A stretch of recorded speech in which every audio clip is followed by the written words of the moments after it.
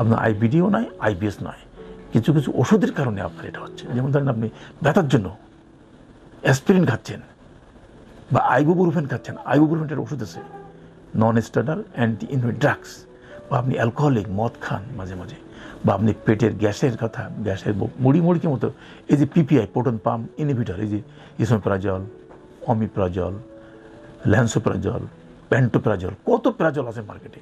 আপনি ডাক্তারের কাছে যাচ্ছেন না, নিজে নিজেই খাচ্ছেন এবং বলছেন যে আমি তো খাচ্ছি, গ্যাস তো ভালো হচ্ছে না, আমার ওষুধটা কি আইবিএস হলো নাকি? ডাক্তার শুনে বলবে আইবিএস বা আইবিডি হতে পারে, কিন্তু আপনার এই ওষুধগুলোর কারণেই কিন্তু আপনার এই অসুখ।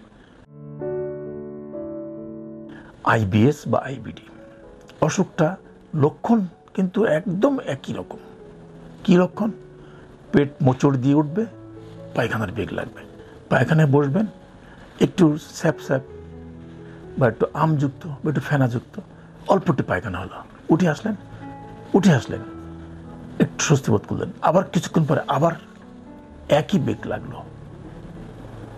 এই ধরনের রোগকে আমরা সাধারণত আইবিডি আইবিএস বলি। তো এখন এটা আপনার আইবিডি বা আইবিএস নয় কি আছে সেটা দেখতে গেলে আপনার কিছু পরীক্ষা, সিম্পল পরীক্ষা, রক্তের এবং স্তরে প্রয়োগ করেন, ক্যালপোটিন লেভেলটা দেখেন, যদি বেশি 80 নিচে থাকে তাহলে আইবিএস, যদি 160 উপরে থাকে তাহলে আইবিডি, 160 মিলিগ্রাম যদি থাকে তাহলে আমরা আইবিডি বলি।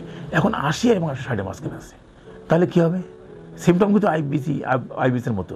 আপনি অস্থির, ডাক্তার গেছেন আর বলেই দিচ্ছে যে আপনার আইবিডি বা আইবিএস হয়েছে। ক্যালপোটিন লেভেলটা মাপলেন, দেখলেন যে 80 এবং 160-এর মধ্যে, ধরেন 90 বা 100, 120 বা 130 বা 140 এরকম লেভেলটা আসছে।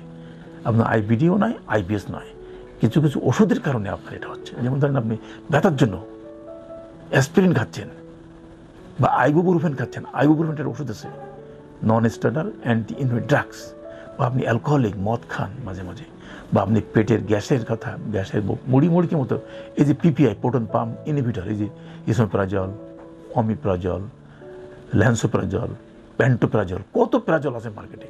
আপনি ডাক্তারের কাছে যাচ্ছেন না, নিজে নিজেই খাচ্ছেন এবং বলছেন যে আমি তো খাচ্ছি, গ্যাস তো ভালো হচ্ছে না, আমার ওষুধটা কি আইবিএস হলো নাকি? ডাক্তার শুনে বলবে আইবিএস বা আইবিডি হতে পারে, কিন্তু আপনার এই ওষুধগুলোর কারণেই কিন্তু আপনার এই অসুখ।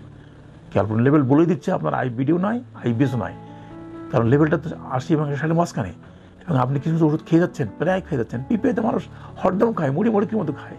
আমি যাকে জিজ্ঞেস করি বলে কি স্যার সার্জেল খাই, প্রাজল খাই, তারপরে হলো অথেরা খাই, নাম বলে, এবং কে বলে প্রেসক্রিপশনকে দেয়, বলকে আমি নিজে নিজে খাই, ওষুধের দোকান থেকে কিনে। কখনো না, কোনো ফিজিশিয়ানের কাছ ছাড়া, প্রেসক্রিপশন ছাড়া কোনো ওষুধ খাবেন না। আর আপনার পিপিআই, প্রোটন পাম্প ইনহিবিটর, গ্যাস্ট্রিকের বড়ি নিয়মিত খেতে হয় না, খাবেন তখন যখন পেটের সমস্যা দেখা দেবে।